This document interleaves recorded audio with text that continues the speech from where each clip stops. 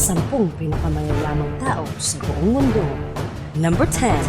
Ingvar Kamprad. Ang Swedish na negosyanteng ito ay ang nagtatag ng kumpanyang IKEA at ang pang-10 sa pinakamayamang tao sa buong mundo. Sa kabuuang 42 bilyong dolyar, ang kanyang kumpanya ay ang pinakamalaking nagbebenta ng kagamitan sa buong mundo. Taong 2008, si Ingvar ay nakatira sa bansang Sweden.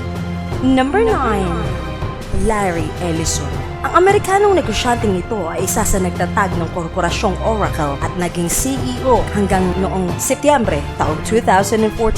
Nagkakahalaga ng 43 bilyong dolyar. Si Larry Ellison ay ang pang-siyam na pinakamayamang tao sa buong mundo. Kanyang dinodonate ang 1% ng kanyang yaman sa kawanggawa at pumirma ng Giving Pledge.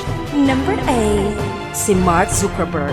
Si Zuckerberg ay isa sa nagtatag tama ng Facebook sa ika-8 pwesto sa halagang 49 bilyong dolyar. Si Zuckerberg ay isang programmer, negosyante sa internet, isang pilantropo. Kanyang naitatag ang Facebook nung siya ay nasa kolehiyo sa loob ng kanyang dormitoryo. 1 bilyon na ang gumagamit ng programang ito ng taong 2012.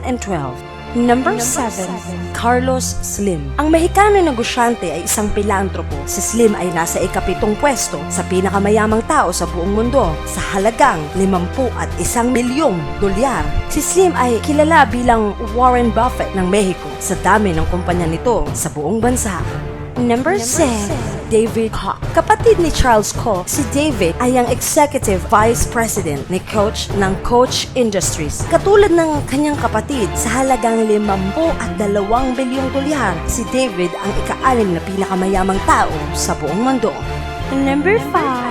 Charles Koch. Sa halagang 55 bilyong dolyar, si Charles ay nasa pang-5 pinakamayamang tao sa buong mundo. Siya ay ang chairman ng Cox Industry, kilala dahil sa pagkabanggit sa kilalang American TV show na ang The Newsroom. Ang ika-5 sa pinakamayamang tao sa mundo ang nagmamay-ari ng 42 ng shares ng conglomerate. Number 4. Jeff Bezos. Ang nagtatag ng pinakamalaking online shop sa buong mundo, ang Amazon, sa halagang 63 bilyong dolyar. Si Benson ay ika-4 na pinakamayamang tao sa buong mundo. Pagmamayari din niya ang pribadong aerospace developer at manufacturer na ang Blue Origin. Binabalak ni Benson na magpalipad ng mga turista sa kalawakan bilang isang komersyal na biyahe at kanyang binili ang Washington Post newspaper taong 2013.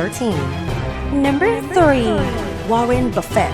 Ang pinakamatagumpay na investor sa buong mundo ay nakakahalaga ng 68 bilyong dolyar at ang pangatlo sa pinakamayamang tao sa buong mundo. Si Buffett ay hindi lang negosyante, siya rin ay isang pilantropo, CEO ng Berkshire at ng marami pang ibang kumpanya sa buong mundo.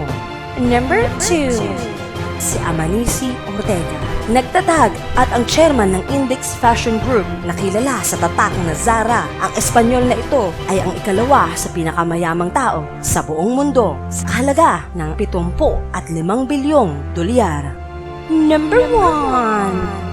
Si Bill Gates. Ang nagtatag ng Microsoft Technology, si Gates ay di lang isang negosyante, siya rin ay isang pilantropo, programmer. Siya ay may matatag na reputasyon at ang pinakamayamang tao sa buong mundo sa halagang aabot sa 86 bilyong dolyar. Yan ang 10 pinakamayamang tao sa buong mundo. Maraming salamat sa inyong pakikinig. Huwag kalimutang mag-like, mag-share, at mag-subscribe para hindi mahuli sa mga susunod pang video. Maraming salamat at peace out!